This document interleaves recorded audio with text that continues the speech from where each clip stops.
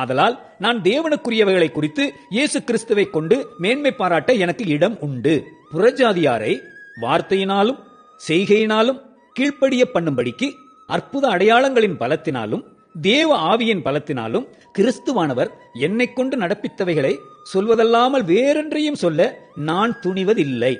இப்படி எருசலேம் துவக்கி சுற்றிலும் இல்லிரக்கம் தேசம் வரைக்கும் கிறிஸ்துவின் சுவிசேஷத்தை பூரணமாய் பிரசங்கித்திருக்கிறேன்.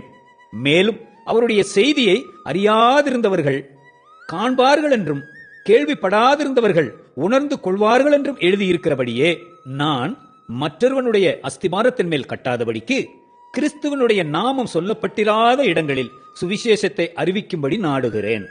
உங்களிடத்தில் வருகிறதற்கு இதனால் அநேகம் தரம் தடைப்பட்டேன்.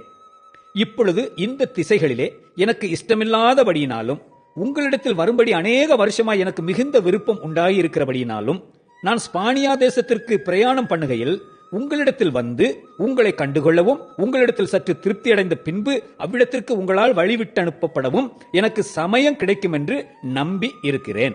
இப்பொழுதோ பரிசுத்தவான்களுக்கு உதவி செய்யும் காரியமாக நான் எருசலேமுக்கு பிரயாணம் பண்ண எத்தனமாய் இருக்கிறேன்.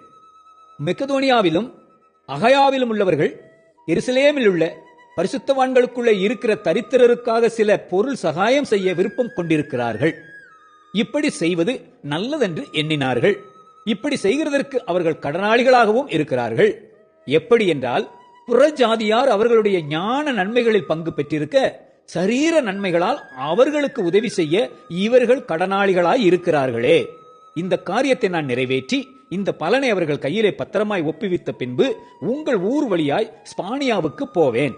நான் உங்களிடத்தில் வரும்போது கிறிஸ்துவனுடைய சுவிசேஷத்தின் சம்பூர்ணமான ஆசீர்வாதத்தோட வருவேன் என்று அறிந்திருக்கிறேன். மேலும் சகோதரரே, தேவ சித்தத்தினாலே நான் சந்தோஷத்துடனே உங்களிடத்தில் வந்து உங்களோடு இளைப்பாரும்படியாக யூதேயாவில் இருக்கிற அவிசுவாசிகளுக்கு நான் தப்புவிக்கப்படும்படிக்கும் நான் எருசலேமில் உள்ள பரிசுத்தவான்களுக்கு செய்ய போகிற தர்ம சகாயம் அவர்களால் அங்கீகரிக்கப்படும்படிக்கும் நீங்கள் தேவனை நோக்கி செய்யும் ஜெபங்களில் நான் போராடுவது போல நீங்களும் என்னோடு கூட போராட வேண்டும் என்று நம்முடைய கர்த்தராகிய இயேசு கிறிஸ்துவின் நிமித்தமும் ஆவியானவருடைய அன்பின் நிமித்தமும் உங்களை வேண்டிக் கொள்ளுகிறேன். சமாதானத்தின் தேவன் உங்கள் அனைவரோடு கூட இருப்பாராக. ஆமென்.